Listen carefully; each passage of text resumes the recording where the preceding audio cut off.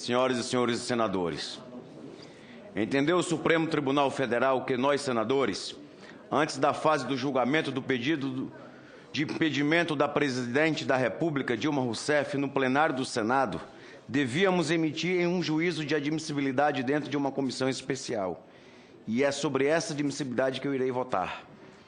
Esses dias na comissão demonstraram que os argumentos merecem exaustivos debates para que o processo de impedimento esteja calçado na justiça, no devido processo legal e, sobretudo, acostado em provas. Tenho uma opinião formada e assumo total responsabilidade pela minha decisão. E eu estou convicto da maneira como devo votar. Nessa instância, ouvi muitas críticas e refutei todas em relação às nossas prerrogativas constitucionais. Refutei porque a deliberação é pelo Senado, deve ser respeitada. Esta Casa está tendo a oportunidade de estudar, analisar, contrapor a denúncia de 3 cidadãos de bem, Miguel Reale Júnior, Janaína Pascoal e Hélio Bicudo. E, ao final, oferecer ao país uma oportunidade de dar um basta a essa inércia que se instalou nos últimos meses. Seja qual for o resultado da votação do parecer do nobre colega senador Antônio Anastasia, o país terá de reagir. Acredito que não podemos e nem devemos ser tolerantes com qualquer ato de irresponsabilidade na condução da administração pública, sob pena de vermos instaladas a insegurança, a desconfiança e uma sequência rigorosa, a perda de conquistas acumuladas desde a implantação do Plano Real. Não se pode admitir a impunidade sob pena de colocarmos em risco as instituições democráticas por absoluta falta de confiança. Responsabilidade deve ser a palavra de ordem entre os agentes públicos. Parabenizo o senhor, Sua Excelência, senhor Anastasia, por seu relatório, fundamentado e irreparável. Aliás, aproveito também para cumprimentar por sua paciência frente aos trabalhos. Porque, diante de tudo que o nosso colega teve de ouvir, por estar na condição de relator, merece o reconhecimento, Sua Excelência. Voltando ao relatório, quero falar da parte que se inicia na página 107, que trata das operações com a Caixa Econômica Federal, didaticamente explicados e representados com gráficos.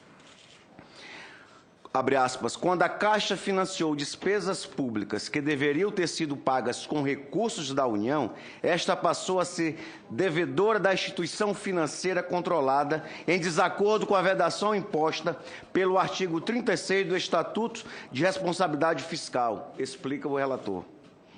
Na página seguinte, ao longo do exercício de 2014, esse financiamento de políticas públicas pela Caixa chegou a superar, em julho, o montante de 7 bilhões de reais.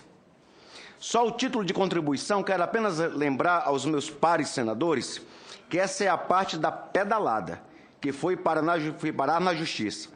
Sim, senhoras senadores e senhores, a Caixa Econômica está cobrando na Justiça 274 milhões e 400 mil reais da União, devidos a título de taxa de administração.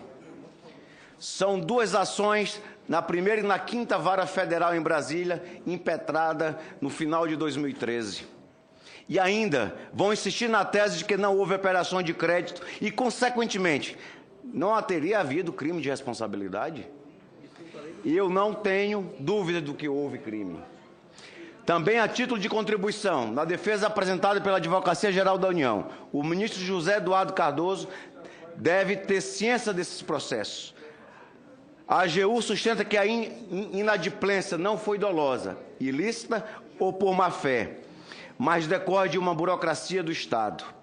A alta demanda por recursos públicos, por vezes, acarreta em certo descontrole de contas, situação passageira e que rapidamente é organizada.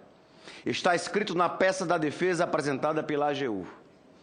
Bom, chamam de peça de defesa. Eu chamo de confissão de culpa, porque a tal situação passageira se prolongou até 2015.